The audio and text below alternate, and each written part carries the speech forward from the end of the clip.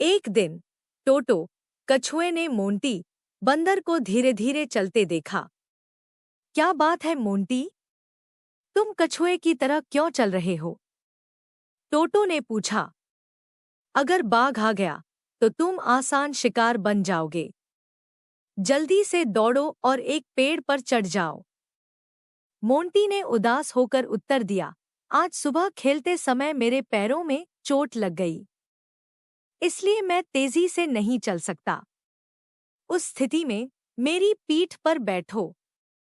तुम्हें जहां भी जाना होगा मैं तुम्हें छोड़ दूंगा।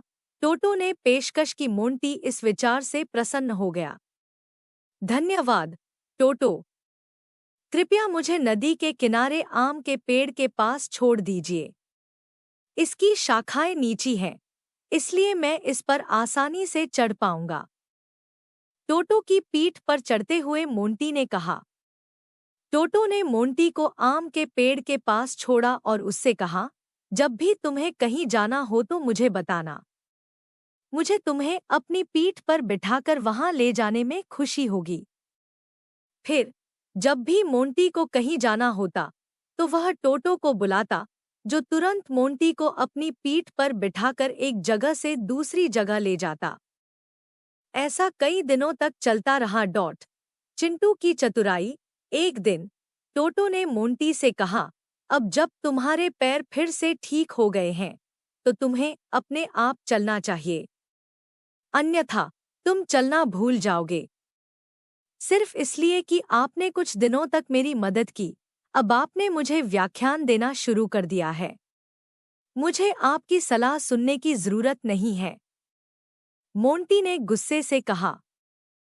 उसने टोटो को इतनी जोर से लात मारी कि वह पीठ के बल गिर पड़ा। क्या कर डाले? मुझे वापस मेरे पैरों पर खड़ा कर दो, नहीं तो मैं हिल नहीं पाऊंगा, टोटो ने संघर्ष करते हुए कहा। मोंटी ने सख्ती से कहा, मैं आपकी मदद तभी करूंगा जब आप मुझे एक जगह से दूसरी जगह ले जाते रहने का वादा करेंगे। मैं वही हूं जिसने सबसे पहले आपकी मदद की थी, और अब आप मुझे धमका रहे हैं। बस मुझे अपने पैरों पर वापस खड़ा कर दो, टोटो ने अपने पैरों को हवा में लहराते हुए कहा। मोंटी ने धमकी देते हुए कहा, ऐसी स्थिति में जब तक आप मेरी बात से सहमत नहीं हो जाते तब तक आप उल्टा लेटे रह सकते हैं। तभी ईगोर हाथी वहां से गुजरा। अरे, यहाँ क्या हो रहा है? तुम ऐसे क्यों लेटे हो टोटो? वो भी बीच रास्ते में। अगर गलती से मैं या कोई जानवर तुम पर कदम रख दे तो क्या होगा? उसने कहा। मैं जानबूझकर उल्टा नहीं लेटा हूं। मोंटी ने मुझे धक्का दिया, टोटो ने कहा। क्यों? ईगोर ने हैरान होकर पूछा। जब टोटो ने उसे पूरी कहानी सुनाई तो ईगोर क्रोधित हो गया। उसने मोंटी को अपनी सूंड से पकड़ा और उल्टा लटका दिया। अब तुम्हें कैसा महसूस हो रहा है मोंटी? ईगोर से पूछा।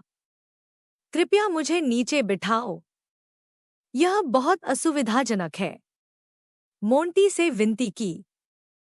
आपने टोटो के साथ भी ऐसा ही किया। तुमने उसे धमकी दी कि जब तक वह तुम्हारी बात मान न ले उसे ऐसे ही पड़े रहने दो। अब मैं तुम्हें तब तक उल्टा लटकने दूंगा जब तक तुम्हें अपनी गलती का एहसास न हो जाए, ईगोर ने कहा। मुझे अब एहसास हुआ। टोटो, तुम्हें धमकाने के लिए मुझे खेद है।